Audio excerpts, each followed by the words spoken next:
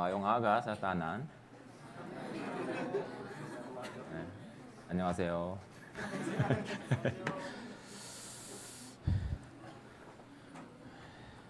Okay, nanggaling ako sa Iloilo Church. Okay, muna tayo pong lahat ay manalangin sa Diyos. Banal na mahabaging Diyos Ama na nasa langit na nagmamahal sa amin.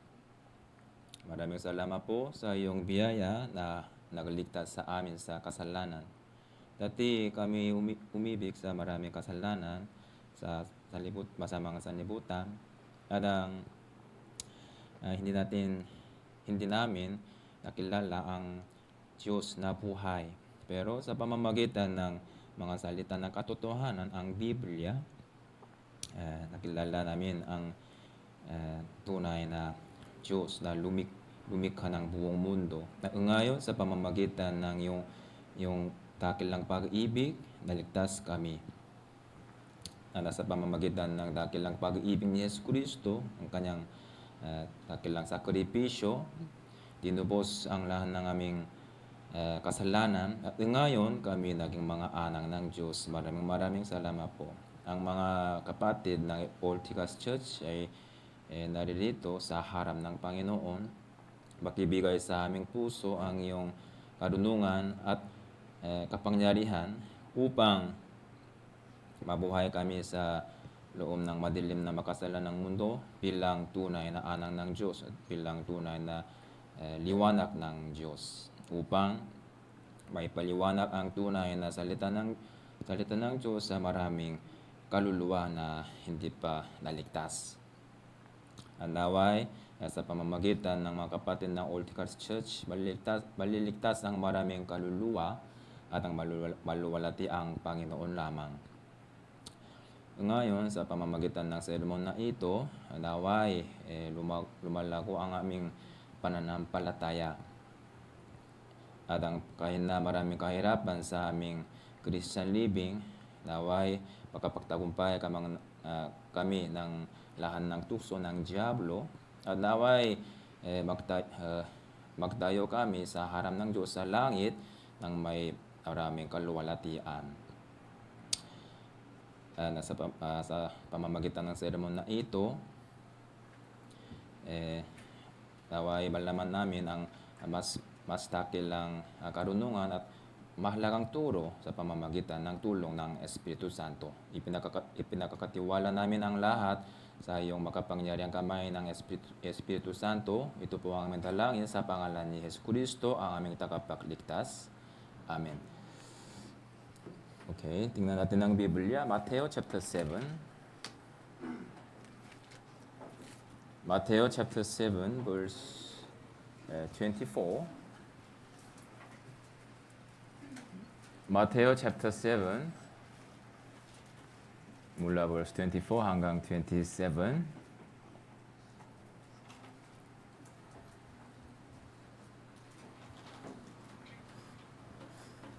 Verse 24 hanggang 27.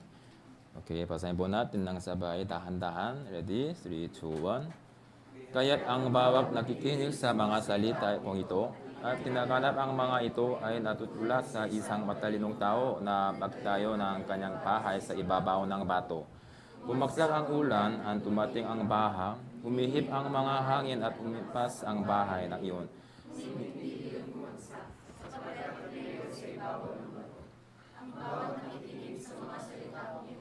Hindi ginaganap ang mga ito ay matutulad sa isang taong hangal na nagtayo ng kanyang bahay sa buhanginan. Bumagsak ang ulan, ang tumating ang baha, umihip ang mga hangin at hinampas ang bahay na iyon, at iyon ay bumagsak. Napakalakas nga ng kanyang pagbagsak. Okay. Gusto ko sanang ipahayag ang tungkol sa mga matalinong tao sa harap ng Diyos, mga marunong tao. Tinatawag ang salitang ito na aklat ng karunungan. Ano po ba? Karunungan. Kasi ang Biblia ang Biblia, ang salita ng Diyos ay mga salita ng katotohanan. Kaya sa pamamagitan ng Biblia nito, pwede tayong tumanggap ng maraming tamang karunungan. Sa totoo lang na lahat ng bagay na sa sanlibutan ito ay hindi totoo. Hindi totoo. Kahit na maraming tao ay nabubuhay ng masikasik upang kanapin ang maraming mga mahalagang gawa, pero nawawala ang lahat ng bagay na nasa sanlibutan ito. Mawawala. Ito'y katotohanan. Pero, ang tao na nilikha ng Diyos ayon sa kanyang larawan ay walang hanggan. Pagkatapos ng kamatayan, ang lahat ng tao ay papasok sa ibang sanlibutan. Isa sa dalawa. Isa ay walang hanggang langit, kaharian ng Diyos. Iba ay walang hanggang impyerno. Walang hanggang kaparusahan. Ang lahat ng makasalanan ay papasok sa walang hanggang impyerno. Pero kahit na sila ay makasalanan, pero sila ay tumanggap ng buhay na walang hanggan sa pamamagitan ng katotohanan. Kung gayon, pagkatapos ng kamatayan, sila ay papasok sa walang hanggang langit. Ito ay pinakadakilang biyaya ng Diyos. Nga po ba? Ito ay katotohanan. Can you understand by Tagalog? Okay, thank you. Totoo lang sa aking Tagalog, ay wala po. Kasi sa Iloilo, wala po. Pero dito, maraming po. Kahit na wala po sa aking Tagalog, pero merong galang. Okay? Merong galang. Parang walang galang, pero ito ay hindi totoo. May galang. Okay.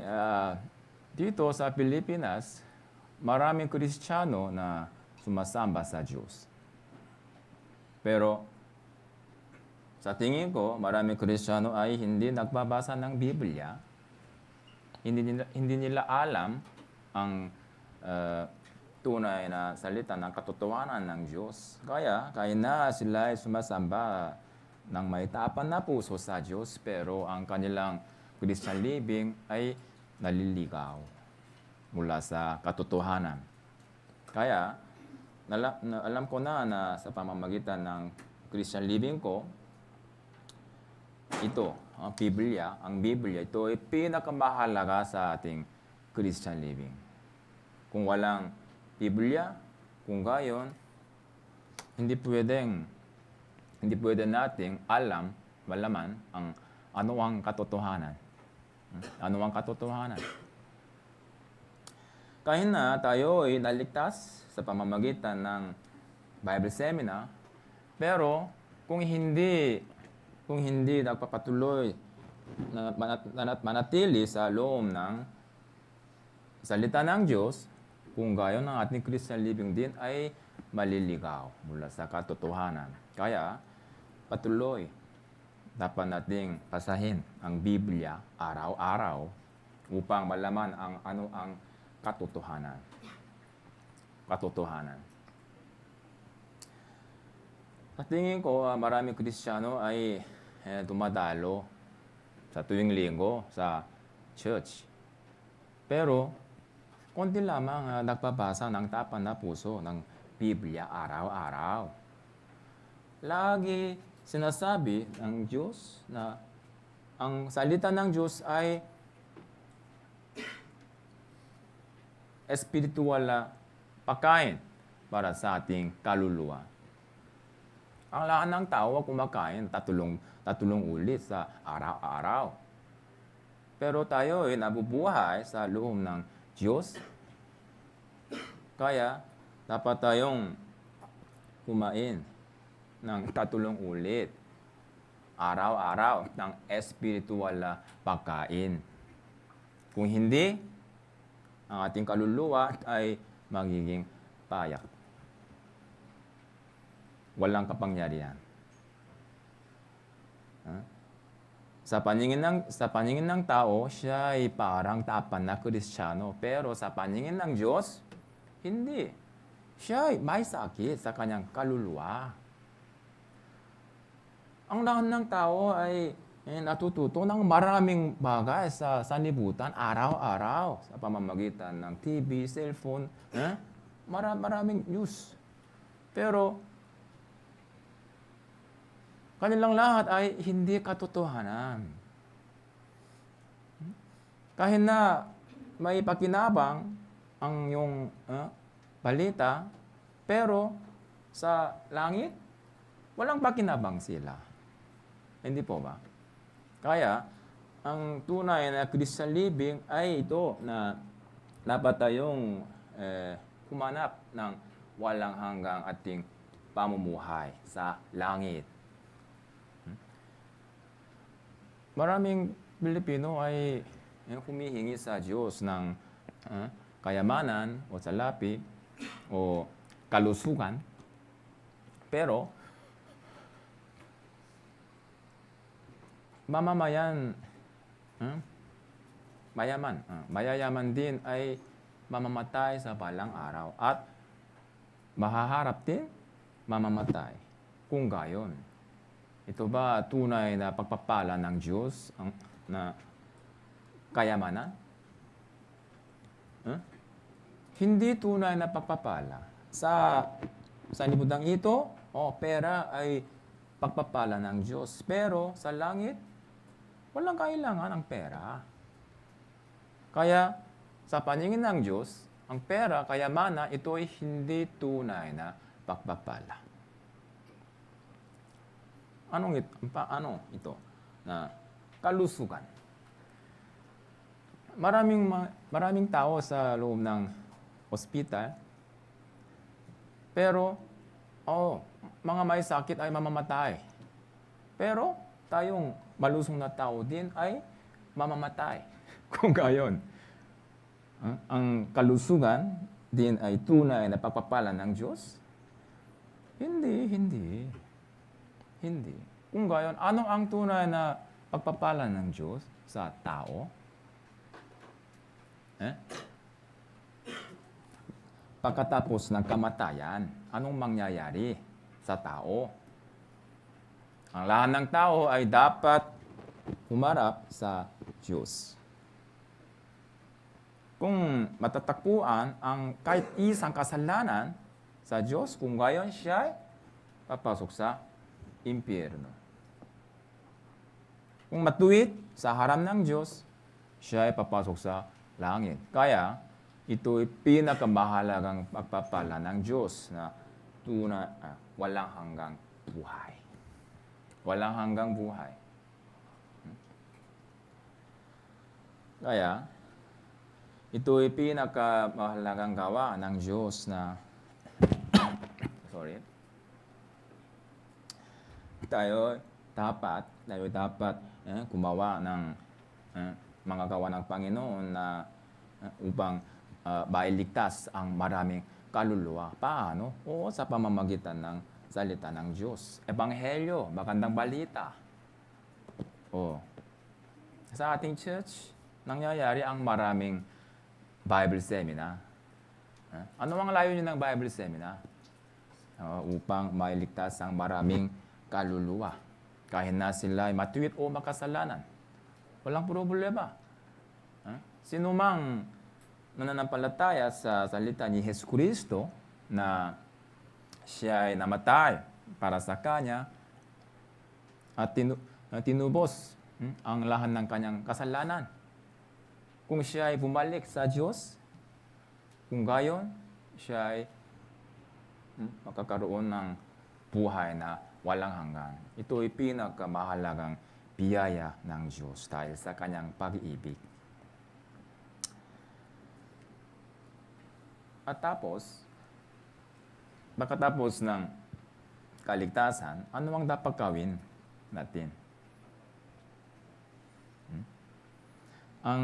Ito ay isang kahulugan ng kaligtasan na tayo ay naging mga tao ng Diyos. Dati, tayo ay mga makasalanan. Tayo ay mga anak ng Diablo.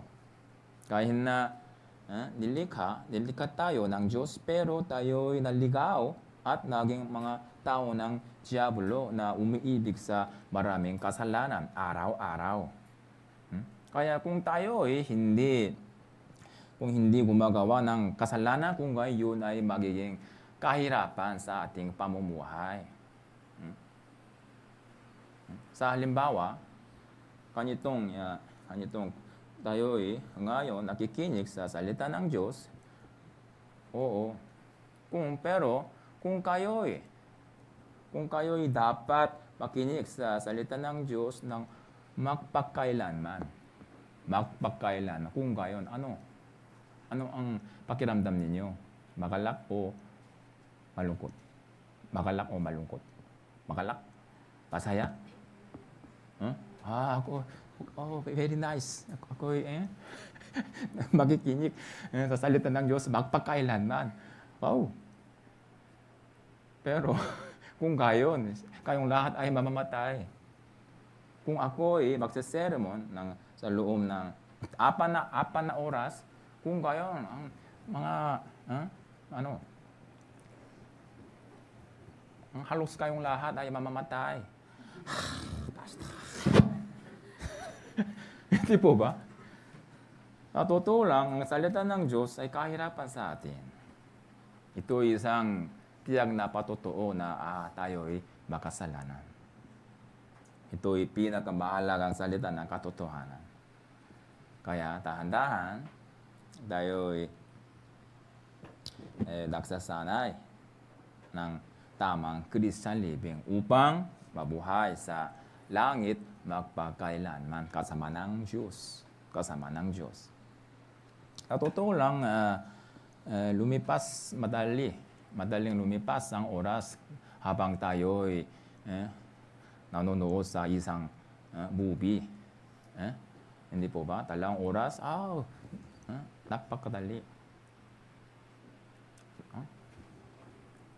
Mabilis. Pero sermon, 2 hours,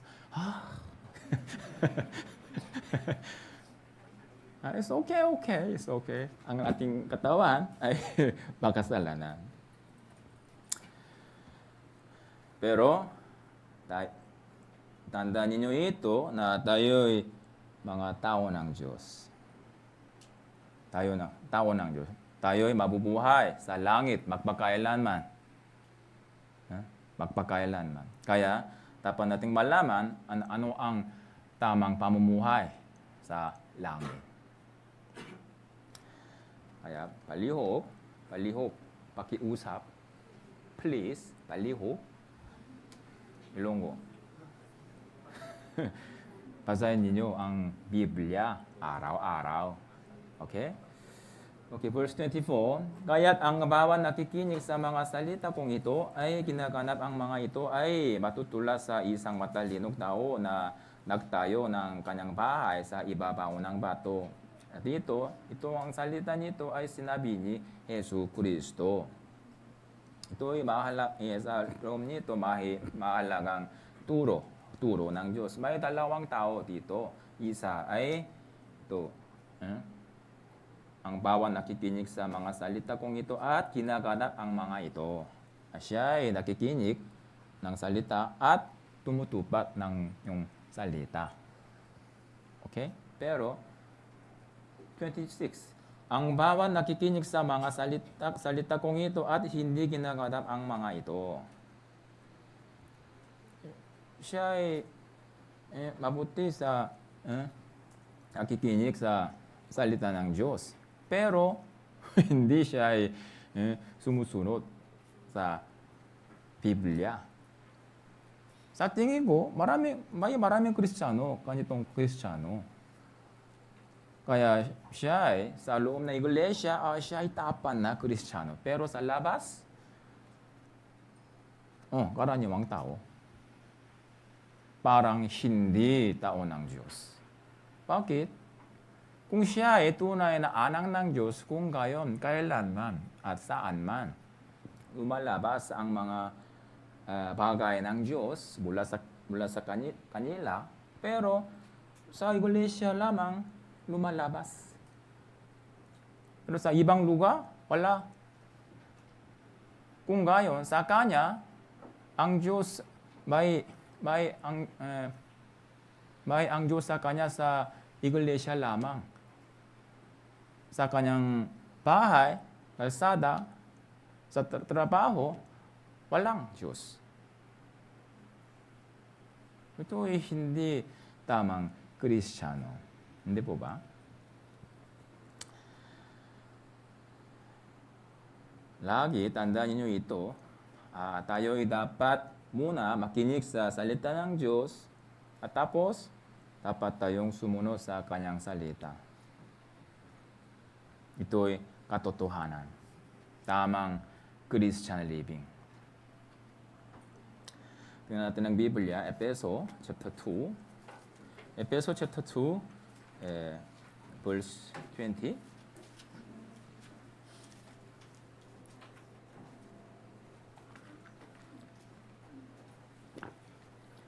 Efeso chapter 2 verse 20 hanggang 22. Babasahin ko po dahan-dahan. Babasahin ko. Sorry. Babasahin ko. Dahan-dahan. Hindi basahin natin. Babasahin ko. Na itinayo sa saligang inilagay ng mga apostol at ng mga propeta na si Kristo Jesus ang batong panulok. Sa Kanya, ang buong gusali ay nakalapat na mabuti at lumalaki tungo sa pagiging isang banal na templo sa Panginoon. Na sa Kanya, kayo rin ay makasamang itinatayo upang maging tahanan ng Diyos sa Espiritu. Hindi nakikita ang Christian living. Kaya, sinasabi ng Diyos sa Biblia tungkol sa tunay na Christian living ng may maraming halimbawa. Ganito, may isang gusali, isang bahay, tahanan ng Diyos sa Espiritu. Kaya, tayo, ang mga naligtas, ang mga Kristiyano, tunay na anak ng Diyos, sila'y bahay ng Diyos. Ang Diyos ay nananatili sa kanila. Sa kanila. Sa Matthew chapter 7, si Yesu Kristo ay nagsabi ganito, may isang tao na nagtatayo ng isang bahay sa ibabaw ng buhanginan.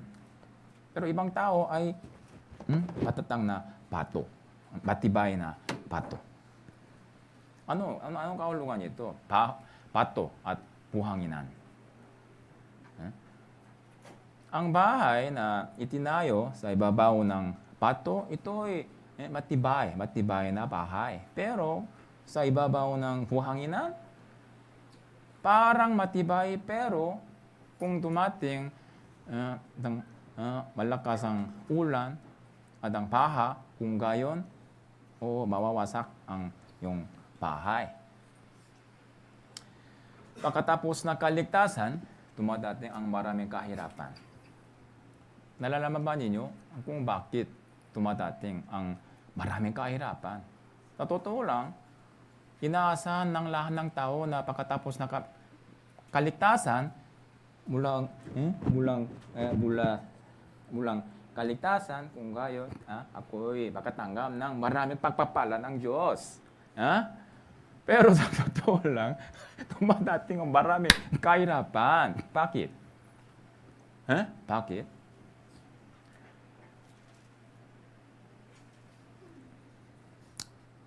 Ngayon, tayo ay nabubuhay sa mundong ito na hinahari ng Diablo. Dati, bago tayo ay naligtas, tayo ay mga tao ng Diablo. Pero ngayon, tayo ay mga anak ng Diyos.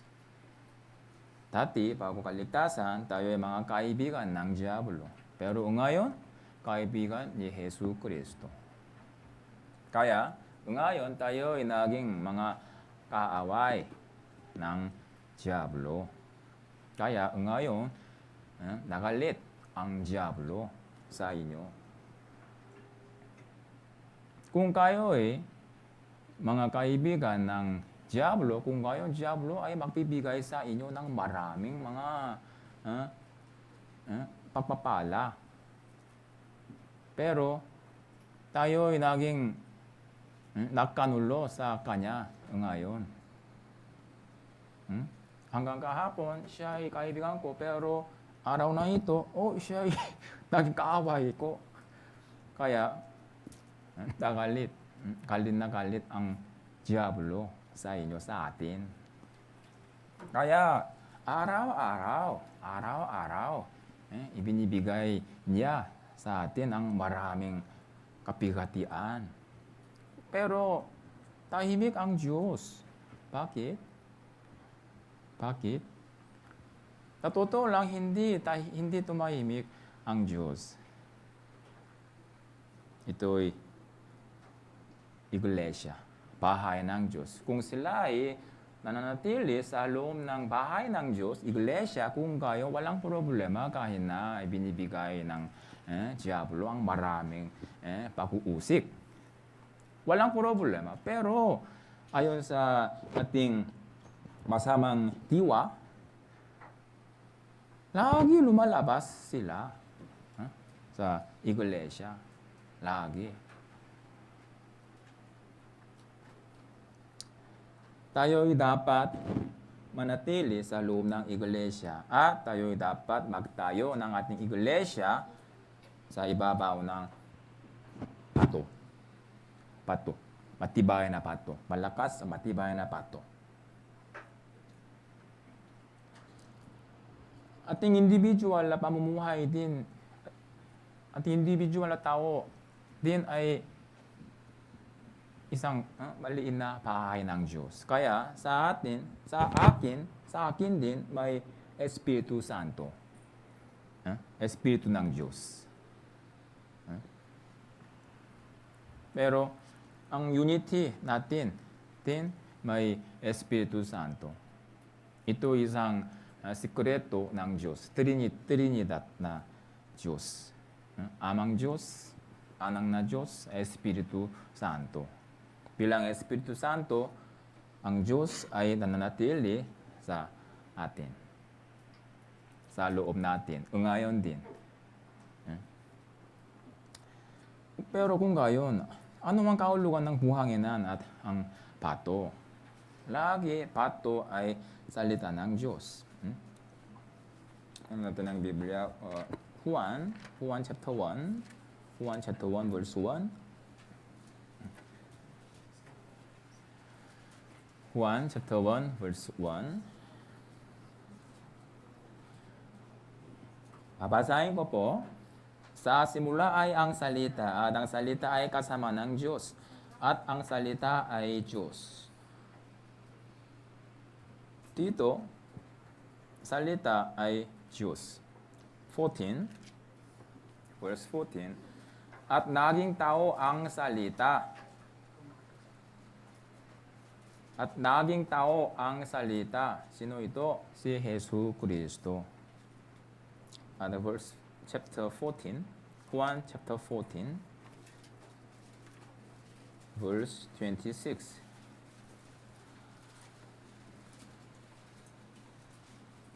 Juan chapter 14, verse 26. Subalit ang mang-aaliw ang Espiritu Santo na susunugin ng Ama sa aking pangalan. Siya ang magtuturo sa inyo ng lahat ng mga bagay at magpapaalala sa inyo ng lahat ng aking sinabi sa inyo. Espiritu Santo, siya ay isa pa. Chapter 16, verse 13. Chapter 16, verse 13. Subalit kapag tumating na ang Espiritu ng katotohanan. Kaya, kahit na may Trinidad na Diyos, Amang Diyos, Anak ng Diyos, Espiritu Santo, pero sa pamamagitan ng salita nito, pwede nating makilala ang tunay na Diyos. Po ba? Kasi Salita ay Diyos. Naging tao ang salita. At Espiritu Santo, Espiritu ng katotohanan. Kaya, sa pamamagitan ng Biblia nito, pwede tayong makaroon ng buhay na walang hanggan at ng mga katotohanan at ang karunungan kung paano tayo gumagawa ng mga gawa ng Panginoon sa madilim na makasalanang mundong ito bilang tunay na anak ng Diyos. At anong mangyayari pagkatapos ng kamatayan? Ano ang tamang Christian living pagkatapos ng kaligtasan? O sa pamamagitan ng Bible Seminar, malalaman natin ang lahat sa pamamagitan ng Biblia. Kaya ito ay pinakamahalaga. Kaya dapat tayong magtayo ng ating Christian living sa ibabaw ng Biblia. Biblia. Sa totoo lang, nang dumating ako sa Pilipinas, namanga ako na halos lahat ng Pilipino ay sumasamba sa Diyos. Sa Korea, mga 30%. Dito, halos lahat. Pero ito'y mas dakilang problema na halos kanilang lahat ay hindi nagbabasa ng Biblia. Hindi nila alam ang tunay na nilalaman ng Biblia. Sila ay sumasamba sa Diyos ayon sa kanilang tradisyon.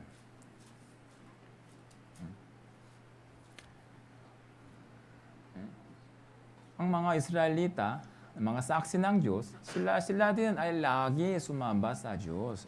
Lagi tuwing Sabas, sila ay naghahandok ng maraming hayop sa Diyos ayon sa kautusan ni Moises.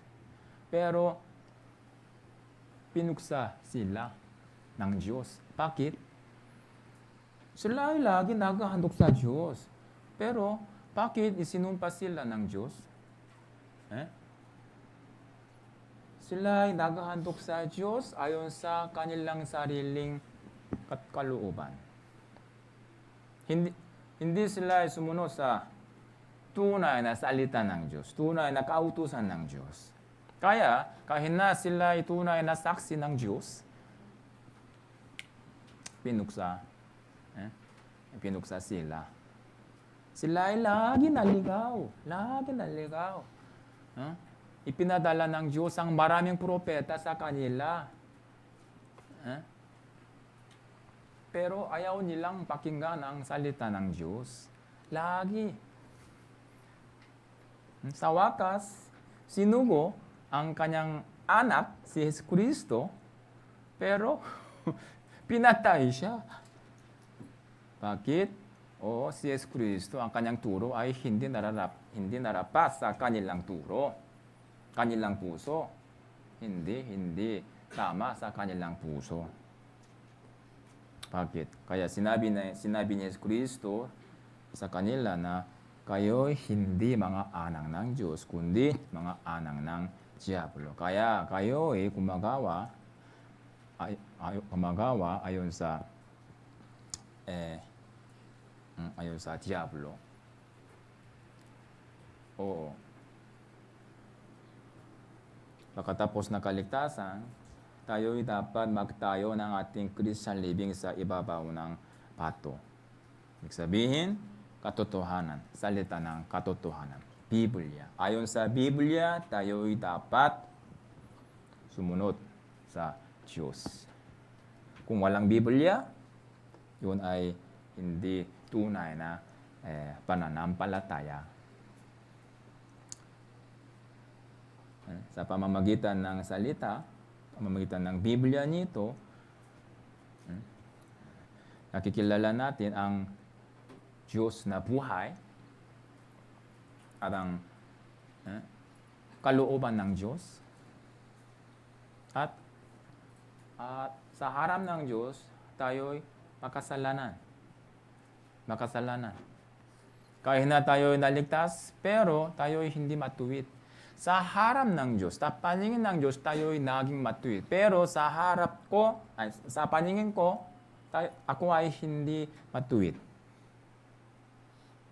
Dahil sa dugo ni Jesucristo, ako'y naging banal sa harap ng Diyos. Pero sa paningin ko, ako'y hindi banal. Ako'y hindi banal. Kaya, ngayon din, ako'y gustong alisin ang lahat ng kasalanan. Dahil sa dugo ni Yesu Kristo, ako ay papasok sa walang langit. Pero, kung ako ay humarap sa Diyos ng may maraming kasalanan, kung gayon, iko ay malaking kahihiyan ko sa Diyos. Gusto ko sanang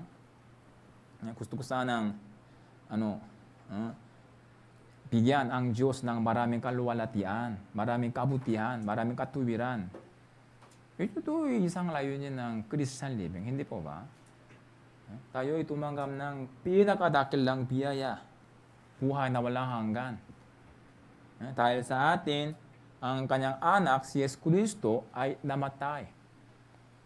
Kahit na siya ay banal, patuwid, pero namatay dahil sa atin, dahil sa ating kasalanan. Siya ay nagpasan ng ating kasalanan upang buhayin tayo. Kaya gusto ko sanang maging banal sa harap ng Diyos. Kaya araw-araw, ito ay Christian living ko. Araw-araw gusto ko sanang itayo ang aking Christian living sa ibabaw ng tapan na salita ng Diyos.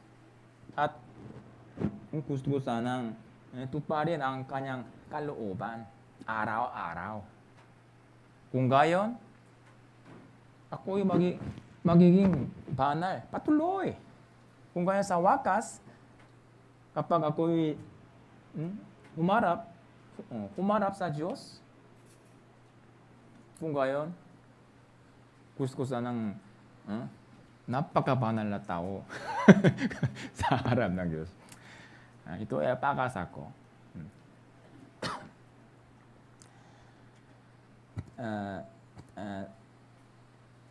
Naisip ko dati na kung ako'y naging 10% banal na tao sa harap ng Diyos, kung gayon, ako'y dapat mabuhay sa langit magpakailanman bilang 10% na banal na tao.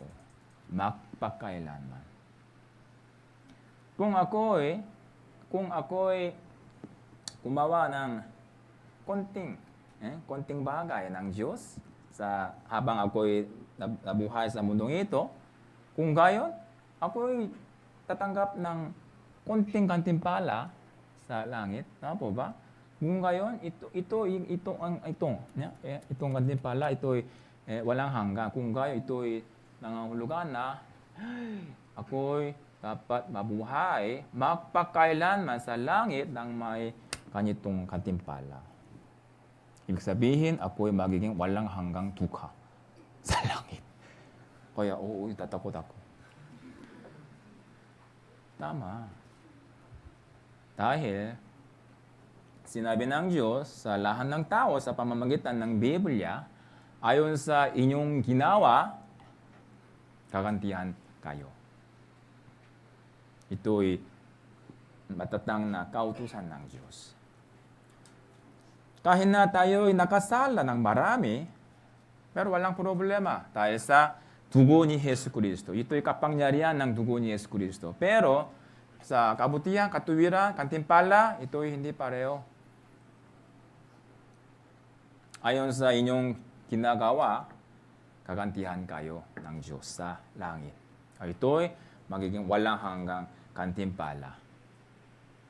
Kaya ngayon, tayo'y dapat maging matuwid at tapat sa Diyos. Kung hindi, ang iyong Christian living ay walang pakinabang, walang kabuluhan sa langit. Lagi dapat nating isipin na ano ang mga walang hanggang gantimpala ko sa langit. Eh? Ngayon, araw-araw dapat ninyong tipunin. Tipunin ang mga walang hanggang bagay. Walang hanggang bagay. Anong yon? Ano ang mga walang hanggang bagay sa palibot ninyo? Itong gusali? Hindi. Hindi. Hindi madadala ang gusaling ito sa langit. Dito, Ultikas, maraming mga mataas na building. Pero mawawala sa wakas. Kung kaya, ano ang mga bagay na walang hanggan sa palibot ninyo? Pera? Hindi. Ano? Kaluluwa. Kaluluwa lamang. Kaya, dapat tayong mag-evangelize ng basic-basic upang buhayin ang maraming kaluluwa. Pero may maraming mga walang hanggang bagay. Sa Galatia chapter 5 verse 22 and 23, may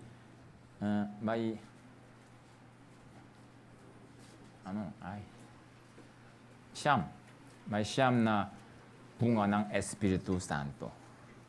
Oo. Yun ay hindi kasalanan. Kaya, habang nabubuhay kayo sa mundong ito, dapat ninyong tipunin ang maraming ganitong walang hanggang bagay. Hindi po ba? Tingnan natin ang Biblia, Galatia chapter 5. Galatia chapter 5.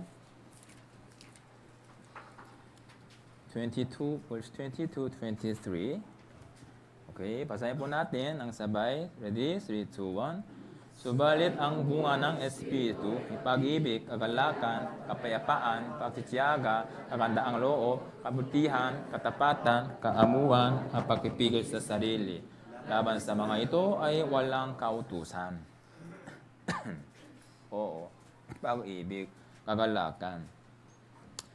Ito ay mga bunga ng Espiritu Santo. Kung gayon, kaano kadaming bunga nakakaroon kayo? Kaano kadaming bunga sa inyo?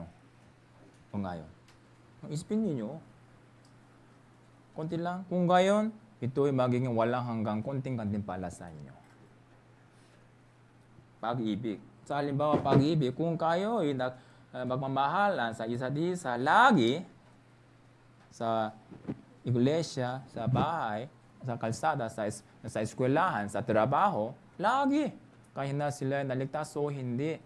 Lagi kung kayo nagbigay sa kanila, sa kaluluwa ng inyong pag-ibig, tunay na pag-ibig, tapat na pag-ibig, kung gayon, ito ay magiging inyong walang hanggang kantimpala. Ano ang pag-ibig natin? Sa mga kinaligtas na tao, ito ay evangelism.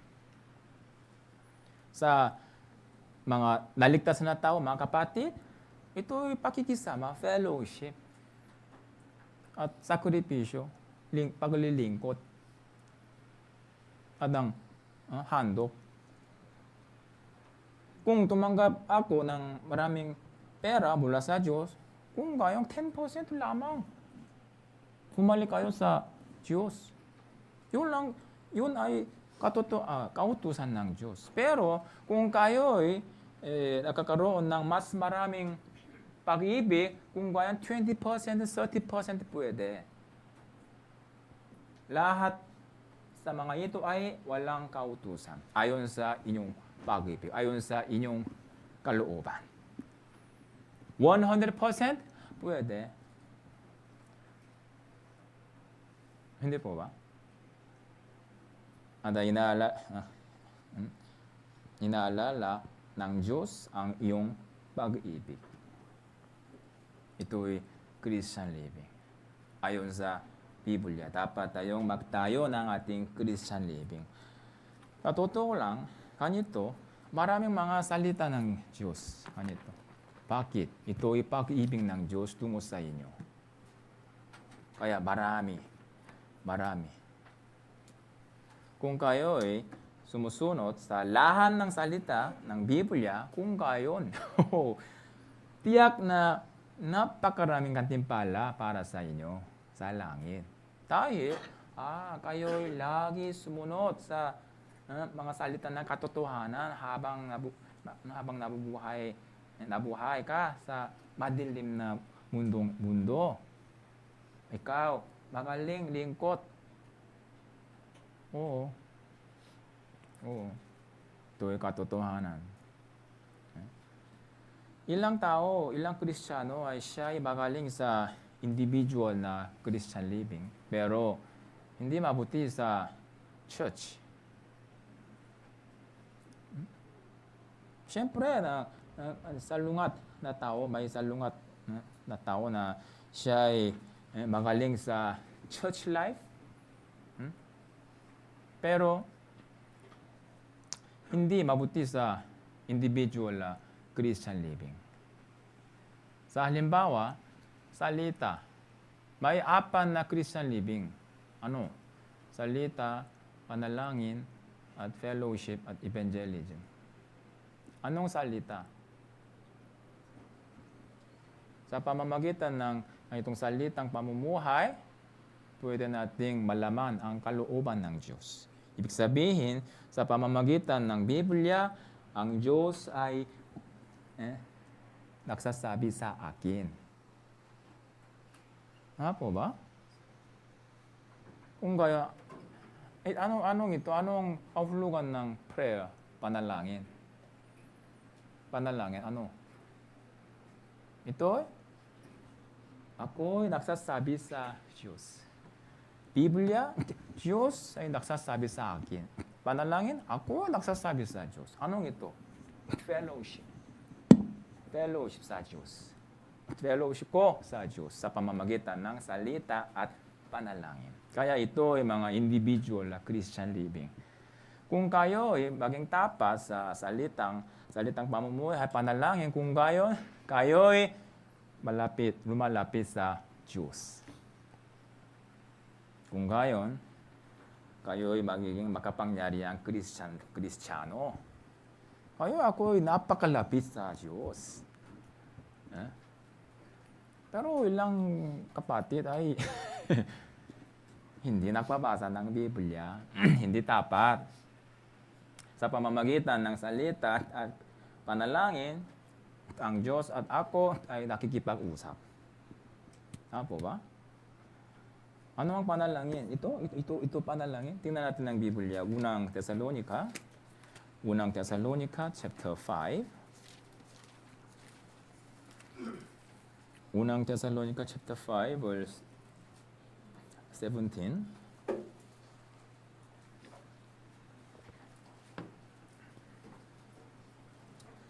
Okay, basahin po natin ng sabay. Manalangin kayong walang patid. Manalangin kayong walang patid. Ito ay isang puso ng Diyos tungo sa atin. Gusto niyang samahan tayo palagi. Kahit na tayo ay nasa bahay, sa eskwelahan, trabaho, sa iglesia, saan pwede tayong mananalangin sa Diyos. Lagi. Salita, ito rin pwede. Kaya kayo memorize ng maraming salita, sinaulo ninyo ang maraming salita, kaya pwede. Ito salita ng Diyos.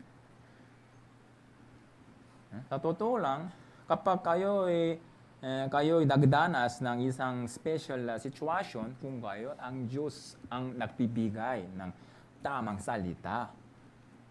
Kung sa inyong ulo ang maraming salita ng Diyos. Pero wala. Kung gayon, wala. Kaya, kung kayo ay nagbabasa ng Biblia, araw-araw, ito ay mahalagang kaugalian, mahalagang habit, mabuting habit para sa mabuting Christian living. Araw-araw.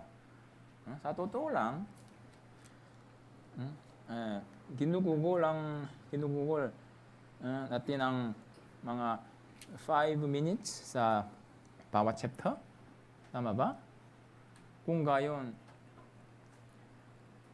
4 or 5 chapter, kung gayon 25 minutes, kung gayon, pwede ninyong basahin ang lahat ng Biblia sa isang taon. Isang taon, 20 minutes sa araw, bawat araw, 20 minutes, 25 minutes. Pero kayo ay matalinong tao, kaya 20 minutes. Tama ba? 20 minutes. Ibinigay sa atin ng Diyos ng 168 hours sa bawat linggo. 168.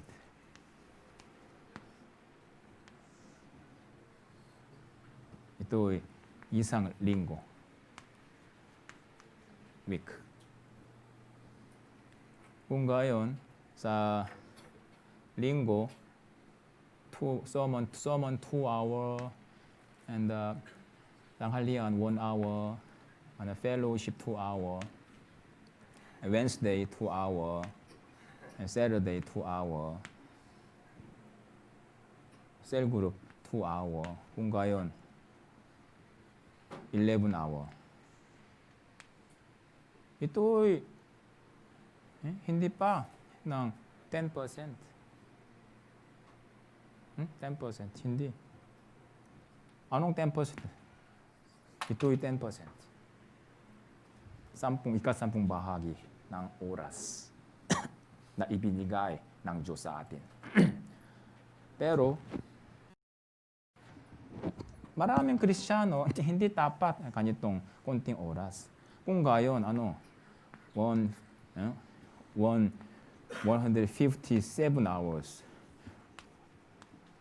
Kinugugol natin ang kanitong maraming hours sa walang pakinabang bagay. Hindi po ba? Ito ay ating tamang itong ating Christian living. Pwede nating gawin ang mas marami para sa kaluwalhatian ng Diyos. Pwede. Lagi araw-araw ibinibigay ng Diyos sa atin ng maraming biyaya. Maraming biyaya. Pero kung tayo ay nagbigay sa Diyos ng konti lamang, pero ay sayang. Ito ay hindi tama. Hindi tama.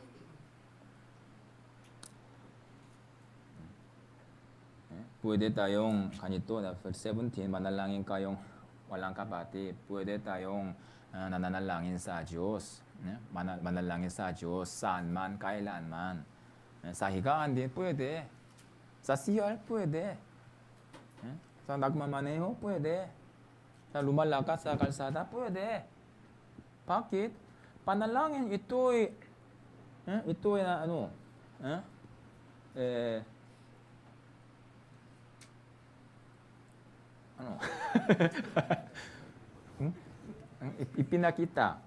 ipinapakita natin ang ating puso sa Diyos. Ito'y tunay na panalangin. Hindi po ba? Tamang puso. Tapan na puso natin. Tapan nating ibigay ang ating tapan na puso sa Diyos. Ito'y tamang panalangin. Panalangin. Kaya na ako'y nagsabi sa Diyos kanito na bla bla bla bla. Ito isang panlabas ng panalangin. Ano ang mas mahalaga sa ating puso? Aking puso ay mas mahalaga. Hindi dapat ang aking puso kung gayon ang panalangin ko. Hindi dapat. Hindi dapat. Kaya, Kapag kayo'y nananalangin sa Diyos, tandaan niyo ito, lagi kayo'y maging tapat. Panalangin ito'y pakikipag-usap sa Panginoon. Kaya kinakailangan ninyo ang tapan na puso. Lagi. Salita din. Sa pamamagitan ng salita, Biblia, lagi araw-araw ang Diyos ang nagsasalita sa akin. Ang bahala kang turo. Bahala kang kanyang kalooban. Ito'y bahala ka. Meron ba kayong lahat na cellphone? Cellphone ay pareho isang halimbawa ng bilang pananampalataya. Lagi, cellphone nakasama ko. Lagi. Hindi po ba? Kung nawala ang cellphone, kung ano mangyayari. Nagulat ako. Nasa ang cellphone ko. Bakit? Sa loob ng cellphone, may maraming mahalagang bagay sa cellphone. Sa cellphone ko, pwede kong mag-transfer ng money, video, sa pamamagitan ng video. Kaya bahala ka, cellphone. Kaya lagi, ang lahat ng tao ay nagsasama-sama ng cellphone, kanyang pinaka-malapit na kaibigan. Kaya lagi nag-iingat kayo ng battery. Kung kayong low bat, kung kayon charge. Hindi po ba? Kung low bat sa inyong pananampalataya, ano ang inyong ginagawa? Konting pananampalataya. Tapat ako. Ito ba? Walang problema sa totoo. Walang problema.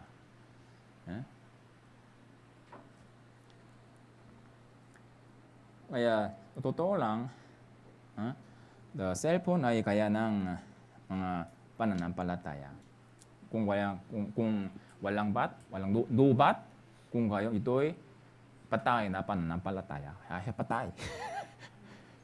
No working. Patay. Kung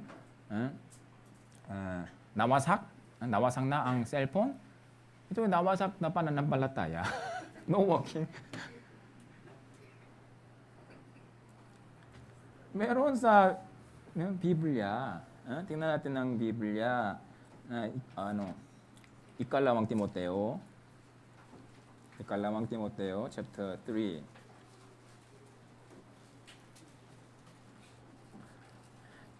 Verse 8.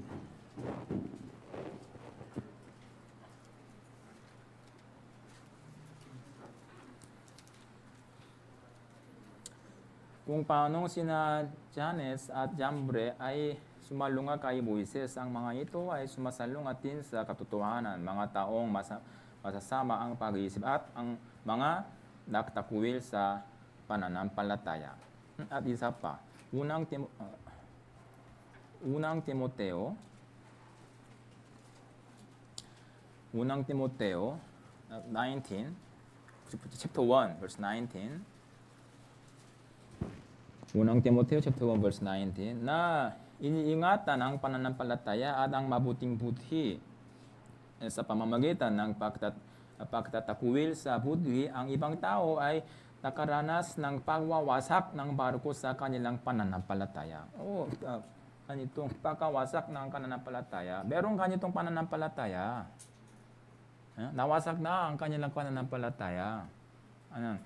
Anong takwil? Ano kanilang takwil? Nawala na ang kanilang pananampalataya. Merong patay na pananampalataya. Anong yan? Walang gawa. Po ba? Walang gawang pananampalataya, ito patay. Cellphone din. Po ba? Kung gayong, paano tayo pwedeng mag-charge sa cellphone? Merong kailangan ng kuryente. Pero sa ating pananampalataya, Biblia. Po ba? Salita, panalangin, fellowship, At ano ang evangelism? Fellowship ay pagmamahalan tayo natin sa isa't isa. Ito ay unang utos ni Hesus Kristo. Unang utos. Bagong utos ni Hesus Kristo. Pakikisama, sa pamamagitan ng pakikisama, pwede nating gawin ang bagong utos ni Hesus Kristo na magmahalan kayo sa isa't isa. Pero evangelism, ito pagmamahal sa mga di naligtas na tao. Nga po ba? Upang gawin ang mga ganitong kawan ng Panginoon, dapat tayong magsakripisyo ng masigasig. Sakripisyo at ang handog, anong kauluan nito? Sakripisyo, ito ay handog ng ating katawan, ating talento. Ito ay sakripisyo. Itong alay, ito pera, kayamanan ko. Kung gagawa ako ng kayamanan ko sa Diyos, ito ay tinatawag na handog. Ang katawan ko, talento ko, kung ito ay service, paglilingkod, sacrifice. Kahit na walang kantimpala, di bale. Kasi sa langit, kakantihan ako ng Diyos ayon sa aking ginawa. Ito itiyang na kautusan ng Diyos. Walang gawa, walang kantimpala. Pero sa mga gawa ng Diyos, maraming kahirapan, maraming pag-uusik. Kaya, no pain, no gain. Maraming kahirapan, maraming pag-uusik, maraming kapigatian sa tamang Christian living. Lagi ang diablo ay humahanap ng kanyang pagkain na mga naligtas na tao. Pero walang problema dahil lagi ang Diyos din ay nananatili sa atin at napibigay sa atin ng kanyang dakilang kapangyarihan upang magtagumpay ng lahat ng tukso ng diablo. Kaya walang problema kung kayo'y maging masunurin sa Diyos.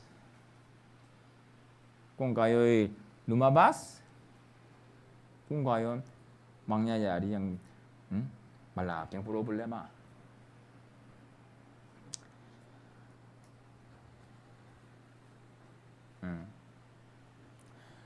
Ikalawang Timoteo chapter 2, tingnan natin ang Biblia. Ikalawang Timoteo chapter 2 verse 15. Ikalawang Timoteo chapter 2 verse 15. Okay, tama. 15. Basahin po natin ng sabay. Ready? 3, 2, 1. Pagsikapan mong humarap sa sukot sa Diyos.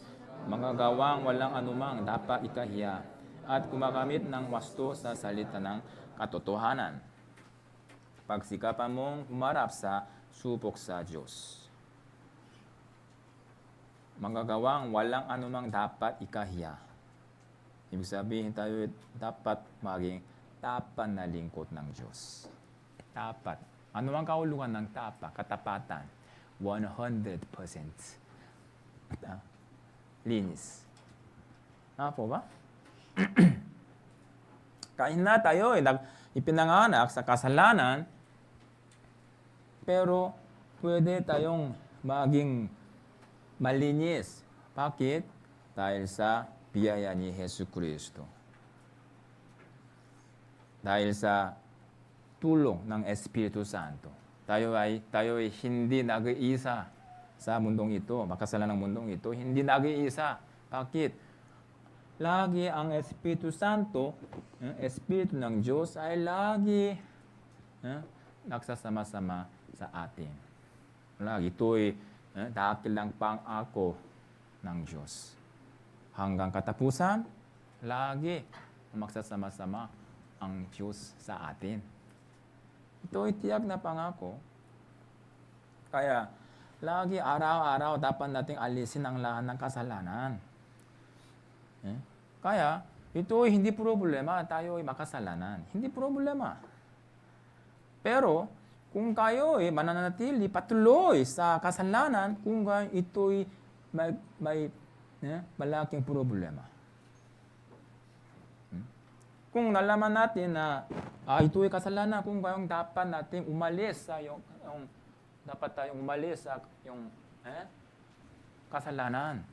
Ito'y tamang Christian living. Bakit patuloy nananatili sa loob ng kasalanan? Ay itong maruming kasalanan.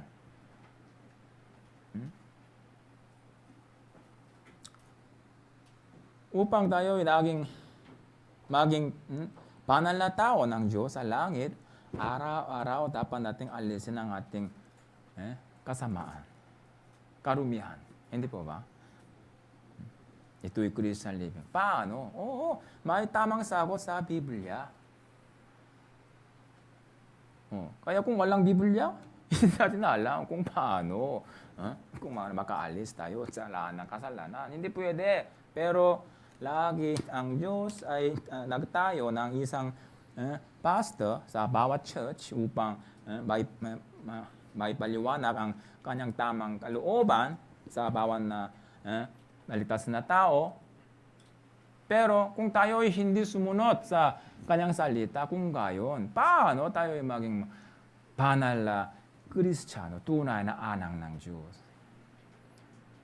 Kaya, kahit na tayo ay nakinig ng mabuti, ng may tapan na puso sa salita ng katotohanan, pero ito ay mas mahalaga. Tayong lahat ay dapat tumupad sa yung salita. Sumunod sa yung salita. Ito'y mas mahalaga. Tingnan natin ng Biblia. Apocalypse chapter 1. Apocalypse chapter 1 verse 3.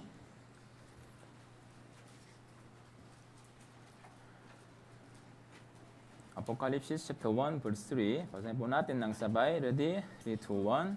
Mapalad ang bumabasa at ang nakikinig ng mga salita ng propesya at tumutupad ng mga bagay na nasusulat dito, sapagkat ang panahon ay malapit na. O mapalad. Papapalain silang bumabasa at ang nakikinig ng mga salita ng propesya. Biblia. At tumutupad ng mga bagay na nasusulat dito. Biblia. Listen. Read and listen and tayong lahat ay mabuhay ayon sa Biblia. Ito lamang tunay na Christian living. Kaya, sa tingin ko, ito ay pinakamahalagang bagay na para sa ating mabuting Christian living. Araw-araw, basahin ninyo ang Biblia. Araw-araw. Kaano kadaming chapter pwede ninyong basahin sa isang araw? One chapter? One? Sino? One chapter. Isang chapter lamang, mamamatay ako. 2 chapter? At totoo lang, pwede kayong magbasa ng 10 chapter. Pwede. 10 chapter? Isang oras. Isang oras lamang. One day, 24 hours. Pero just 1 hour. Kung gayon, tiyak na magagalak ang Diyos din. Bakit? Ang anak ko ay lagi nakikinig sa aking salita. 1 hour. Ibang Kristiyano, 5 minutes, pero siya, 1 hour. Pero sa akin, kung ako'y nagbabasa ng 1 hour, kung ngayon, tamat ka. Okay, ikaw pastor. Oo. Kailan naligtas ka? Lumipas ang 10 taon. Kung ngayon ka, 20 chapter. Hindi pare-pareho. Kasi ang ating pananampalataya ay hindi pare-pareho. Kaya ayon sa inyong pag-ibig tungo sa Diyos, gawin ninyo ang mga gawa ng Panginoon. Ayon sa inyong pananampalataya. Hindi malakas ang pananampalataya ko, kung kaya konti lang. Pero malakas, mas marami. Ito yung tamang pananampalataya. Hindi po ba?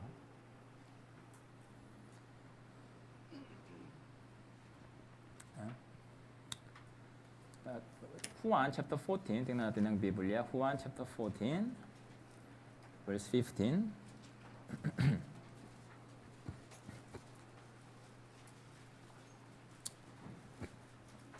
Juan chapter 14, verse 15. Kung ako'y inyong minamahal at tutuparin ninyo ang aking mga utos. Kaya, tanungin ninyo ang inyong sarili. Mahal ko ang Diyos, tama? Kung gayon, ano ang patuto ng inyong pag-ibig?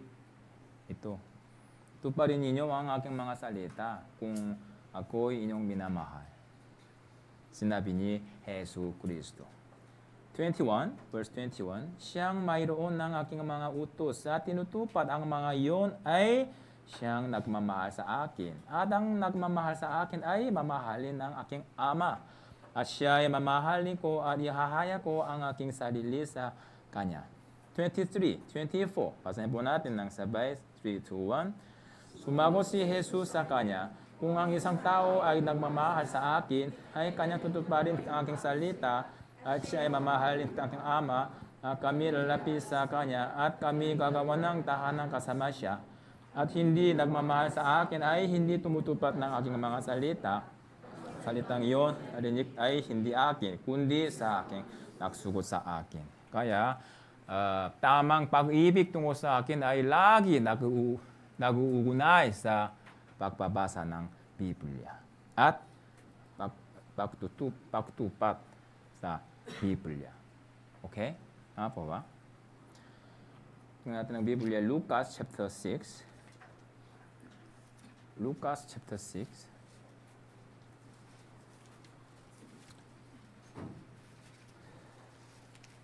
Verse 46. Babasahin ko po, dahan-dahan. Lucas chapter 6, 46. Bakit tinatawag ninyo akong Panginoon, Panginoon? Ngunit hindi ninyo ginagawa ang sinasabi ko. Ipapakita ko sa inyo kung ano ang katulad ng bawat lumalapit sa akin at nakikinig sa aking mga salita ay ginagawa ang mga ito. Siya ay tulad sa isang taong nagtatayo ng bahay na humukay ng malalim at inilagay ang pundasyon sa ibabaw ng bato. Nang dumating ang isang baha, umampas ang tubig sa bahay na iyon, ngunit hindi ito natinak sapagkat mahusay ang pagkakatayo nito. Subalit ang nakikinig at hindi ginagawa ang mga ito ay tulad sa isang tao na nagtayo ng bahay sa lupa na walang pundasyon. Nang ito'y hampasin ng ilog, ay kaagad na nagiba at malaki ang pagkasira ng bahay na iyon. Kaya sino ang matalinong Kristiyano? Araw-araw nagbabasa ng Biblia at tumutupad araw-araw ayon sa Biblia. Kaya simple ang Christian living. Simple. Hindi mahirap. Pero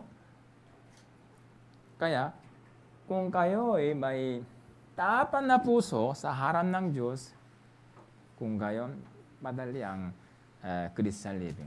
Pero, kung may kahit konting ng bahagi sa inyong puso na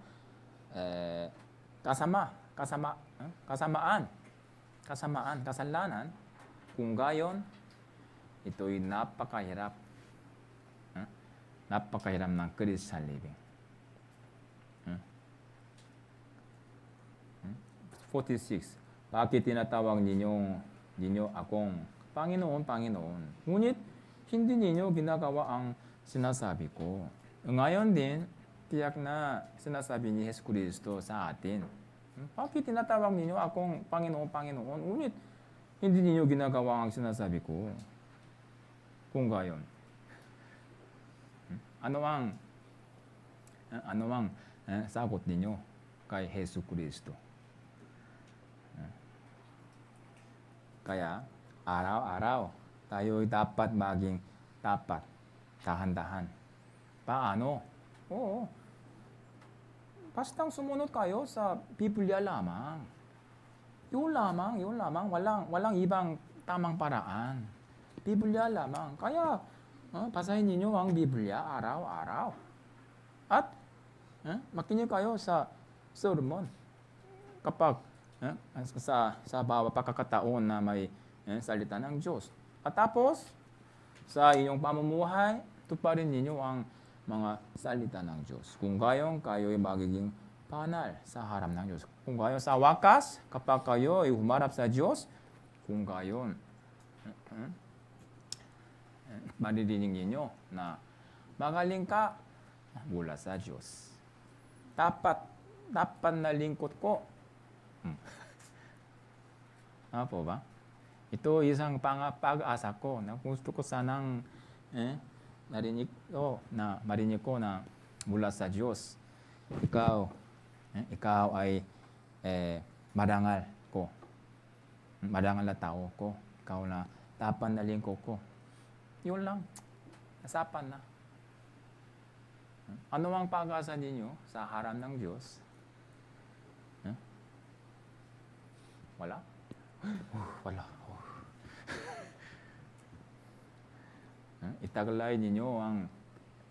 Italaga ninyo ang tapan na iyong pag-asa.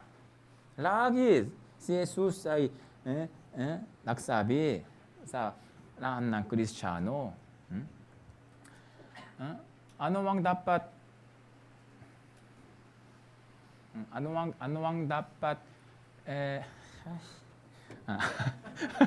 sorry. Ano ang ibig mo? Ano ang ibig mo dapat kong gawin para sa iyo? Tama. Lagi tinanong ni Jesus Kristo ang bawat Israelita. Kapag lumapit ang isang bulak sa kanya, kaya ano ang ibig mo dapat kong gawin para sa inyo? Gusto ko sanang makita. Oo. Ayon sa inyong mangyayari, ayon sa inyong pananampalataya. Kaya, tumanggap siya ng paningin. Ano ang pag-asa ninyo? Ano ang ibig ninyo sa Diyos?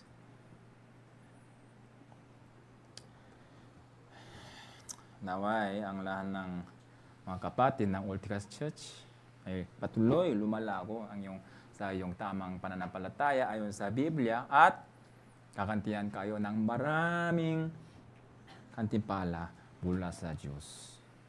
Okay, maraming salamat po. Tayo pong natin manalangin.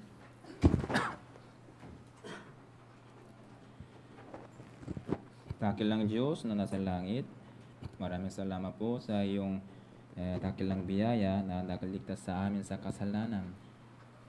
Totoo lang kami ipinanganak sa kasalanan, pero sa pamamagitan ng dakilang sakripisyo ni Hesus Kristo, ang kanyang tugon ni Hesus Kristo, kami naligtasan naging mga tunay na anak ng Diyos upang gawin ang mga gawa ng Diyos bilang tunay na Kristiyano.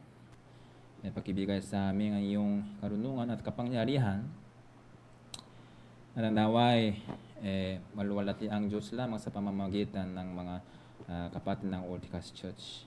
At ang naway maliligtas ang maraming kaluluwa. At ang naway patuloy lumago ang kanilang pananampalataya ayon sa tamang salita ng Diyos. At ngayon malapit na ang huling panahon, si Yesu Kristo ang tagapagligtas sa darating muli sa mundong ito. Kung gayon, matatapos ang lahat ng mga bagay na sanlibutan, na mawawala ang sanlibutan. Pero ang mga lahat ng dinaligtas na tao ay papasok sa walang hanggang impyerno.